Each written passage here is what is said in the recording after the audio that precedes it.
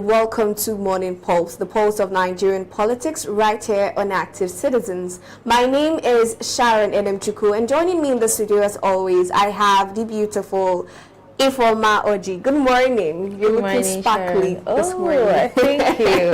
Like a sunflower. Oh, thank you. And you look welcome. beautiful as usual. Thank you. Now we're going straight to the two stories that we have shaking our headlines. First, the Nigerian Labour Congress has raised alarm over the country's growing debt. The NLC accuses government ministers of hiding the true scale of Nigeria's debt from the public. They say the debt is much higher than what has been officially reported, and much of it is owed to foreign creditors. This has sparked outrage among workers and citizens who fear the country is trapped in a dangerous debt cycle. The NLC is demanding full transparency and accountability from the government. At the same time, political tensions are escalating in Rivers State. The ruling People's Democratic Party has warned Governor Simi Fubara against defecting to another party amid rumors of his possible exit. The PDP is also calling for an investigation into the management of the state during a recent 6-month emergency rule, questioning the legality and decisions made during that period. This dispute threatens to deepen political instability in the state, and we will be having this conversation with our political analyst joining us via Zoom in person of Mr. Oladimeji Oluwafemi. Good morning, sir. How are you doing? Good morning, sir. Can you hear me clearly?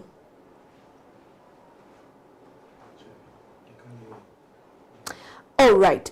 As soon as he gets us, we'll be diving straight to the first question that we have for today. Now, I'm asking, how real and how serious is Nigeria's debt situation as it is? I think it's extremely serious.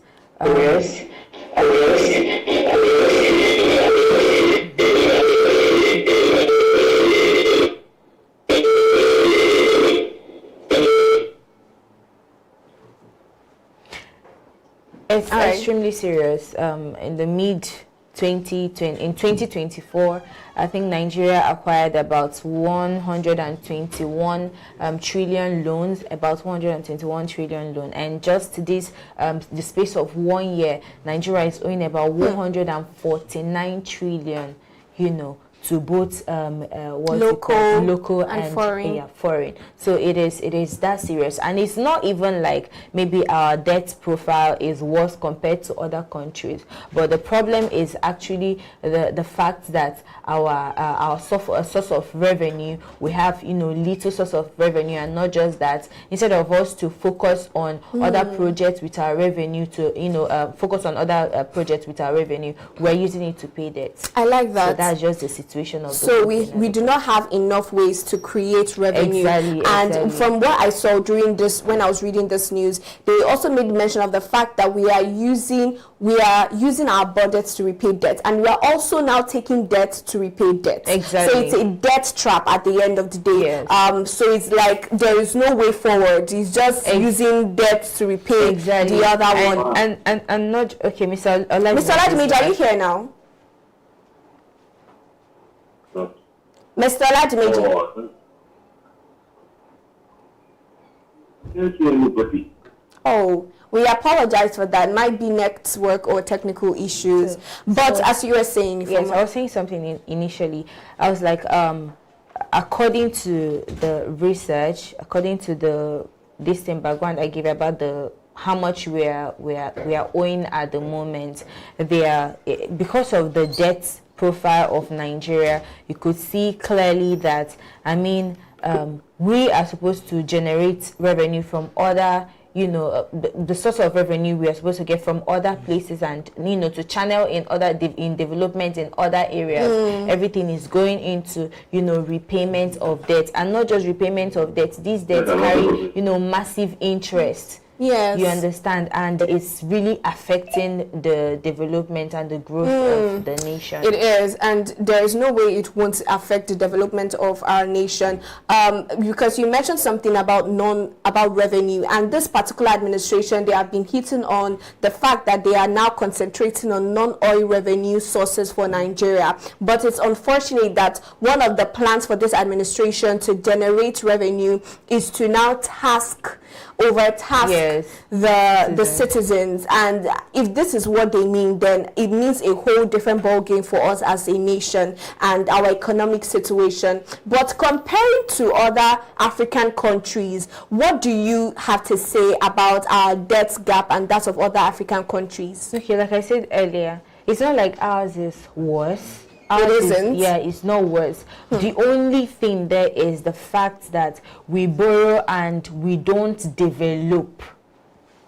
Yeah, we don't know where the money is going. Exactly. So those loans are misappropriated. Those loans are, channeled to useless and white elephant projects instead of, developing the other sectors. I mean, if for example you are developing, let me say for example the hospital, I mean, investors can come in to invest in these projects, or even other these things, the road and the rest of them. People can actually exactly, but a situation whereby they get the money, they borrow the money, and then they enrich themselves. They spread the money across the what is it called? They share the national cake. Yes, share the sharing of the national cake. So while there's no way there will be development in any sector, and at the end of the day, it is the citizens, just like we said earlier, that will suffer it, because taxation definitely will increase. Apart from taxation, inflation, prices of goods will keep rising, because when the market is not favorable for even importers and exporters, they definitely increase their cost of production, and at the end is the end users that suffer. It's not just the local producers now that are going to feel the brunt of this. It's at the end of the day, as we are facing this, we are also being faced with taxation and levies from foreign countries now on our products, on products that we export to other countries. Now, what this means invariably is that there will be devaluation of our naira, further devaluation, because we already know how much dollar to naira is currently in the market. But at the end of the day, if this continues, what do you think this means for Nigerians, this debt accumulation? I think at the end of the day, we Nigerians will be the one to pay this debt, because apart from I keep telling you I'm not part of those Nigerians. At this point, I'm Canadian. Apart from the taxation, I think probably if you have a certain amount in your account, maybe let me say for example you have up to 20,000 naira or 50,000 in your account, the government might remove 20,000 naira from your account. I thought they said it's from 800,000 they start taxing. No, I'm telling you, if it continues, this is what it will result to, because I know earlier they were saying if you have up to 800 or a million naira in your account, you will be paying tax. But as it stands right now, if this continues, that is what we are going to result to. And not just that, the economy will cripple the more. There will be no development, no job creation, and the rest of them. So, but with the way things are now, I'm confused as to who is benefiting from this bogus debts that we keep having. People that the government that is always going outside to borrow debt, they have stopped borrowing from the local banks here, and they are borrowing outside. Who exactly is benefiting if we cannot see the dividends of these loans, if we cannot see what this money or these loans are being used to do, infrastructure wise, economically? How are they boosting our economy? And if we ask this current administration, they will tell you, they will point fingers to the past administration and say that it was because or as a result of what happened during the past administration and is now affecting us, which is why they now need to go and borrow. Do you understand? So I'm now asking, is it that the 4 years or the 8 years now that they are hammering on is not enough to rectify to a certain extent the damages that they say that the past administration has caused? It's obviously what it is at the point. If you're asking who is benefiting, they are the ones benefiting, because there are various leisure activities, traveling and the rest of them, sharing the national cake and the rest of, they are the ones benefiting. They don't care about, you know, the poor masses or even developing anything. This, I mean, look at how, you know, underfunded the health sector is. Look at the schools that are in terrible condition. Look at the roads. They have other, there is a lot of, you know, avenues. They can even generate money or even, you know, allocate or channel this, you know, monies that they are borrowing from. But they don't do that. They just borrow it, use this thing, kind of frame it or kind of exaggerate it, like they are actually going to do something. But at the end of the day, it's just to enrich themselves. For my two scenarios now that I'm going to give you. So they said that we have paid the loan, the debts that they are owing IMF, but they went on to now borrow from World Bank. That's one. Now NLC is coming to say, how much do you say that we are owing again? 100, and as of 2024 we were owing about 121 trillion. All right, now 2025, in the space of 1 year, we are owing about 149 trillion dollars. Please, let's be specific. Dollars. Okay, now, so we are owing, this is what we know that we are owing. Now NLC has come out to say that that is not even true, that the government and the ministers are not being transparent enough. So with this humongous amount of money that they say we are owing, and NLC is now insinuating that this is not the exact amount, meaning that it's not less, it's way higher. How can we as a nation and citizens of Nigeria, not just the NLC, now hold the government accountable so that they can be more transparent with how much exactly that we are owing? I think at this point, everybody have a role to play. Both the citizens, the Senate House, the National Assembly, everybody have a role to play. I agree. I think at this point, they need to call these people to order. We need to know how much exactly, because you could see that the figures are not tallying. The NLC are saying that the amount we are owing is way higher. So at this point, we need, you know, an audit. We really need to, they need to open the books. Let's see how much we are owing at this point. We demand that transparency. Yes, how much are we owing? We to which countries? To which currency? Because at the end of the day, to be dollar. to which, you know, which currency? Yes. And at the end of what are the repayments, you know, plan? It's not about borrowing. No, I'm planning on how to repay them. Just that today. What are you using the money to do? Those monies you borrowed, what have you used to do? So I think at this point, we need accountability and transparency when it comes to that. But another scenario, another POV that I'm looking at, Mr. Oladimiji, if you can hear us clearly, is what does this now mean for the everyday Nigerians? How do you think that this debt crisis will affect everyday Nigerians? Am I audible? Yes, you are. Yes, you are. Although I did not get the question, I just had the build of questions. Question that you have on it. Can I get a question? Yes, again? I was asking. Any part of your discussion was blank to me. All right. So I'm going to reiterate that. I was asking, with the type of debt that we are owing as a nation and the situation currently, and NLC coming out to say that even the amount that we Nigerians think that the government is owing is not the actual amount, which means there is a sort of, there is no transparency here when it concerns how much we are owing. What does this now mean for the everyday Nigerians, and how will this affect them? Thank you. There is no sincerity with this government. So I'm not surprised that there is a contention on the actual figure that we know. So it therefore means that if we go to the DMO, Debt Management Office site now, to search for information, we are not sure that information that we would get will be authentic. Having said that, let me build on this fact. The truth about the 3.4 billion that the federal government announced to have paid back in debt to IMF in April is actually the principal.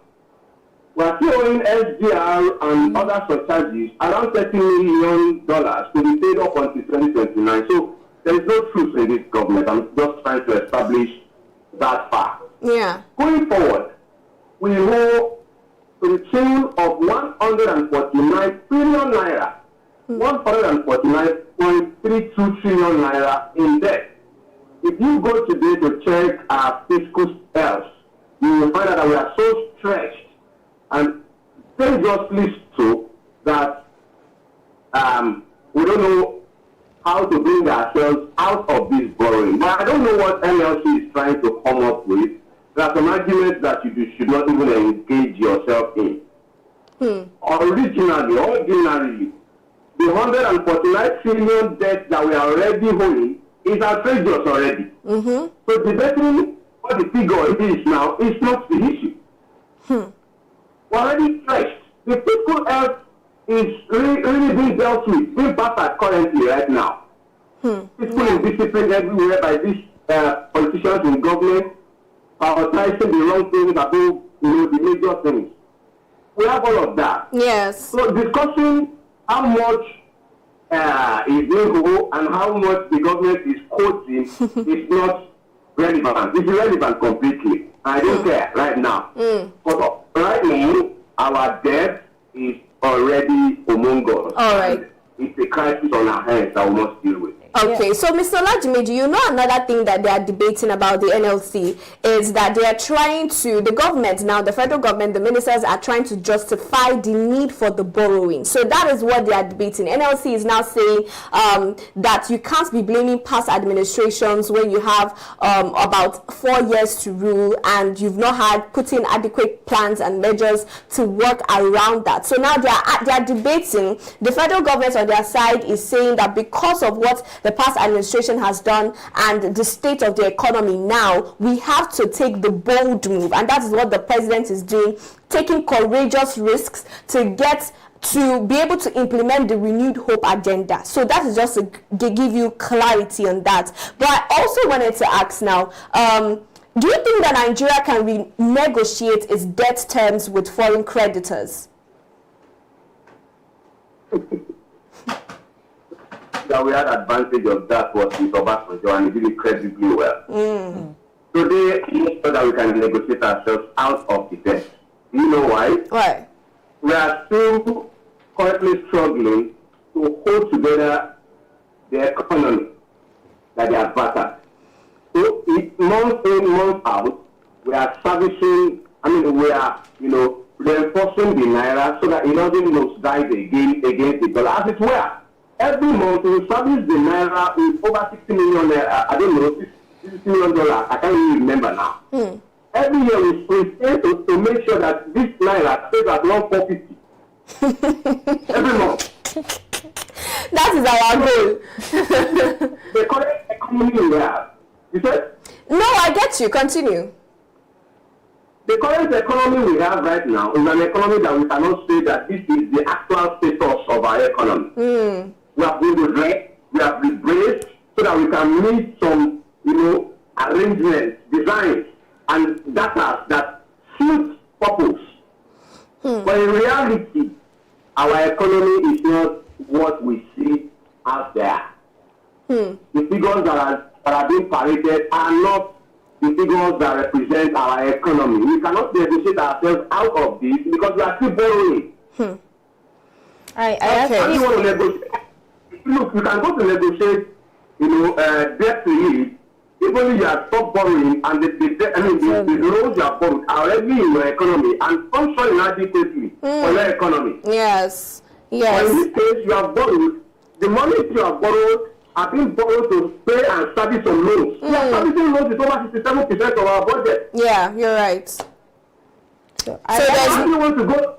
How do you want to go and negotiate a debt review when you are still borrowing and you are still struggling with the economy? It's impossible currently. So it's impossible to renegotiate. That's what you're saying, Mr. Ladmiji. I feel. Now I'm going to come to you. But you know what happened in Ibadan State? What's the name? Borrow 300 billion. Okay, the Oyo State Governor, Sheyi Makinde, 300 billion naira. Yes, that's correct. It is crazy what is happening in our nation. But to you, Ifoma, how do you see this debt crisis affecting the Nigerian economy and the political stability in the long run? Well, it would definitely affect, Nigerians at the long run, apart from, taxation, increasing taxation for, Nigerians. Apart from that, I feel that it will definitely, trickle to other aspects of, development, in the sense that Nigerians will be static. They can't move forward, because at the end of the day, when you keep on borrowing and you're servicing the loans that you've loaned, or you're trying to repay the loans you're owing, there will be no development in any way, or in any sector. So definitely it will affect Nigerians at large. All right. At the end of the day, we can only hope, because I know Mr. Oladimeji will say that the problem of Nigeria is not policies. We don't have a policy problem. We have an implementation problem. So I'm not even going to ask. I'm just saying, at the end of the day, we fix both the policies and the implementation, so that we do not become a country that is in debt forever. Now, moving on to another story, the final story for this morning. With the PDP situation now, and the situation with Fubara returning to his position as governor after his suspension for 6 months, now he is returning, and his party, the PDP, which in my opinion has been quiet during the time of the suspension, is now coming to warn him against defecting to another party. Now, they didn't say the party, but we know the party that they are, insinuating in this context. So to you, Mr. Oladimeji, why do you think now that the PDP is raising its voice again, and it's now warning Fubara against defecting? Do you think they have that moral standpoint to do so? The seriousness in our political space is a landmark. It's laughable. Where was the PDP when this guy was in the eye of the storm? Yeah. When they yanked him off power and installed the PDP so as administrator? Where were they when, the same man who is still in their party today, Wiki, came and announced that the road is clear for the governor to return and for democracy to return to Rivers State? Where were they? During the process of the sole administrator, where was the PDP? They were never there. Yeah. All they engaged in is optics and war of words, no action. Exactly. The dog that barks out biting. That is what the PDP is to currently. I mean, if the PDP were not a laughing stock, you have a man who currently is still in your party, but works to destroy and make sure that the party does not make headway. And you have not done anything about it. Yeah. But it's Fubara you want to win. Exactly. It's Fubara you want to win. To go to the, who pulls the string?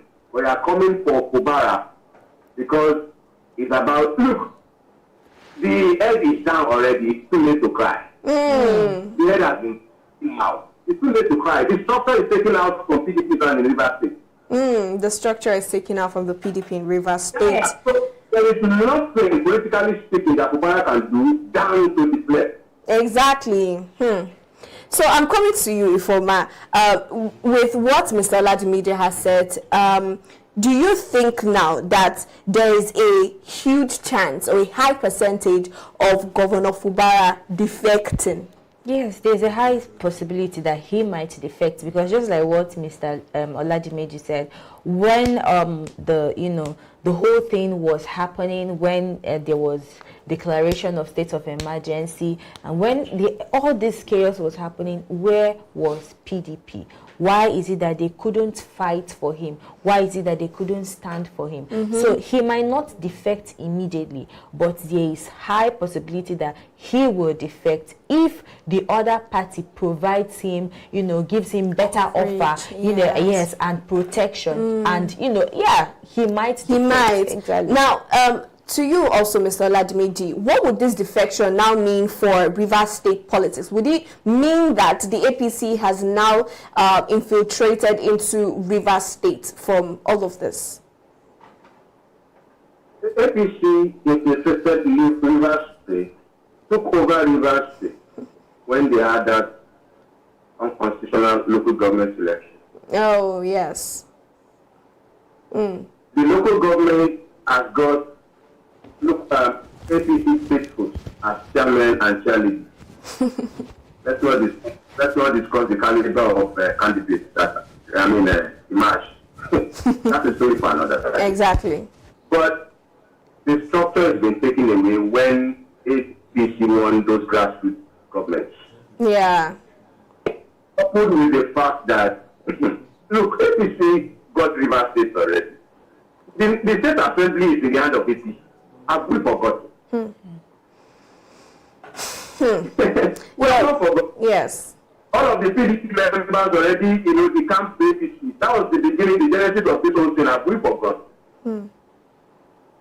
So, if the House of Assembly, State House, and the local government belongs to certain party, the governor in another political party, obviously, it is only a matter of time before that governor says, here I come. Yes. But the other state could not even wait for anything. Iran.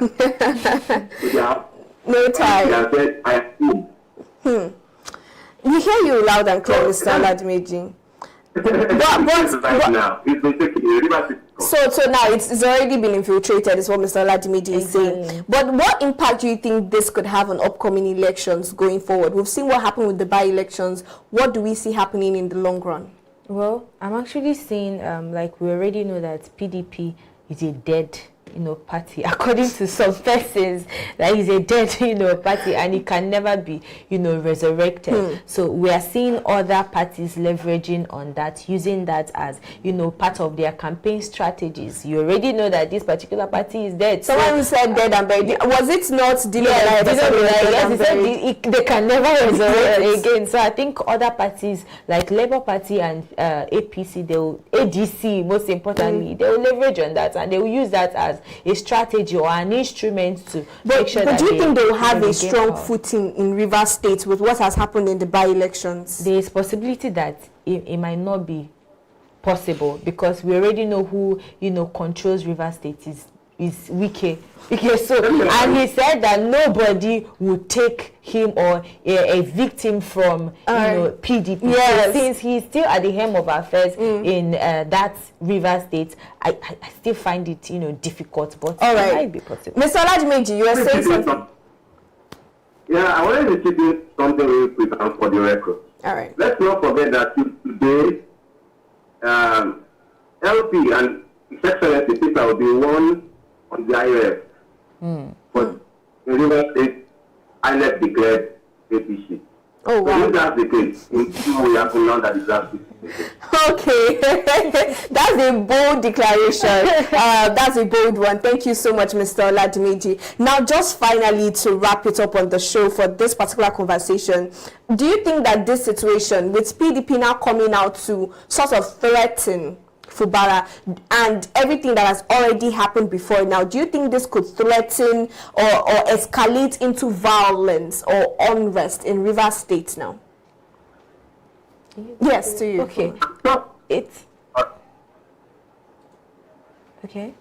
No, it's very much possible, because we could already see that the interim the person that was in power was placed in power, that is Ibas. He, according to speculations, according to rumors, that he mismanaged a lot of funds. So and they're even asking for the 6 months inquiry. Exactly. So they're actually at this point asking that what's it called, Sim Fubara kind of probes into this to know how much was in the pocket, or in the pocket when he left office, and how much it is now. So if this is not sorted out, I think probably it could bring unrest, because like I said earlier when we discussed this before, people have been complaining that a lot of projects have been left undone by the Fubara that was there, and then Ibas coming in, misappropriating funds and the rest of them. So it could bring forth that unrest. It could actually cause violence.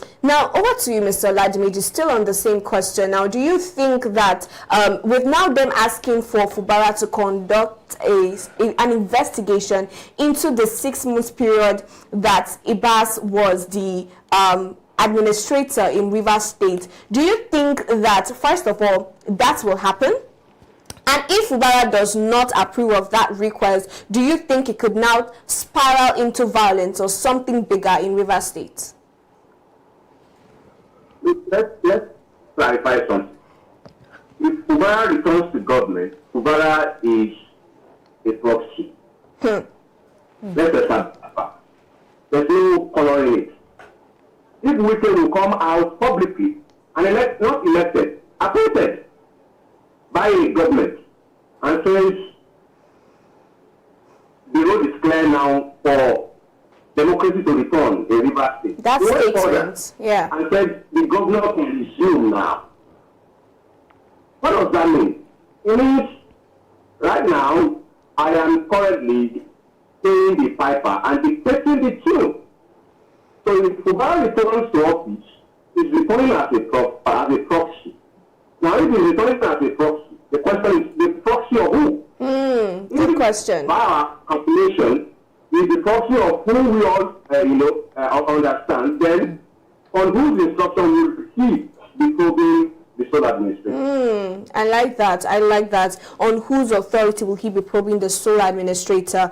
But are we now saying that there is no way now? We don't see any pathway where Fubara can regain or reclaim his independence now? He could do that. He could. Yes, he could do that. Like How? If he is able to account how much he left in the purse before this. So that's you're saying if he agrees to this request now to investigate. Yes. If he investigates into it and see how much, and then how much the former the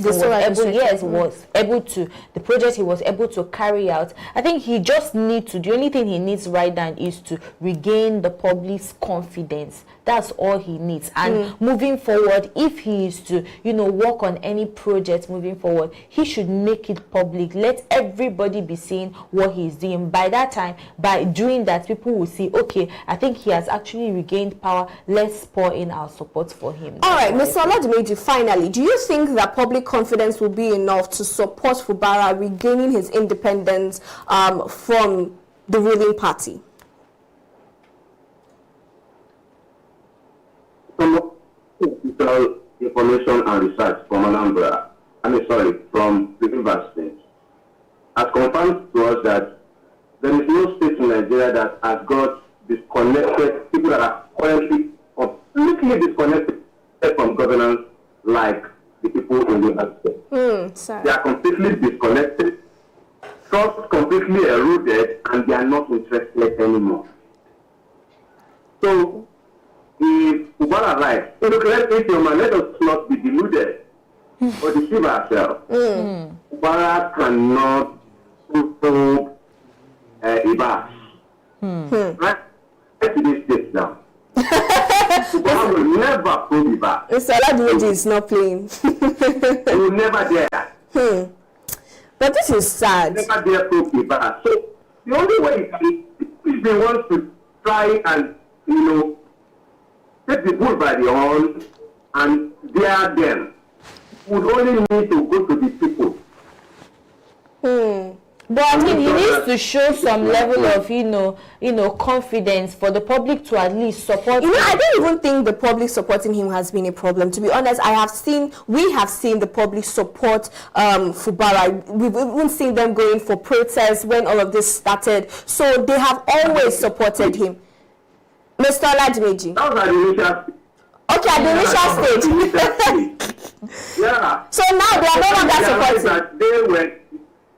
When they realized that they were the phones in their game, they backed up. The people completely backed up.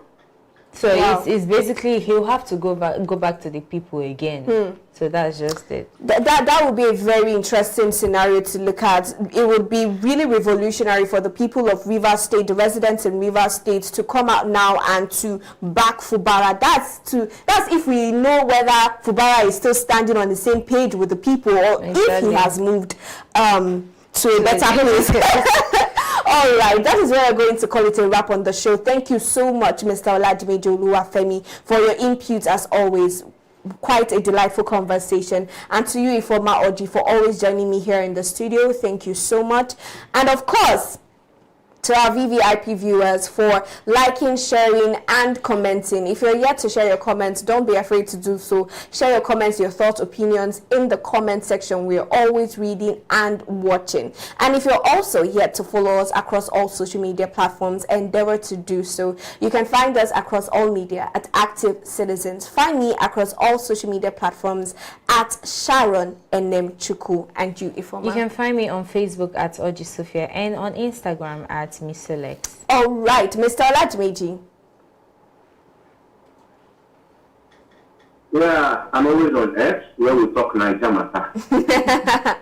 You can find me there on the account Pivot Oladimeji. All right, okay. So till we see you this afternoon for As E Day Hot, do have a good morning.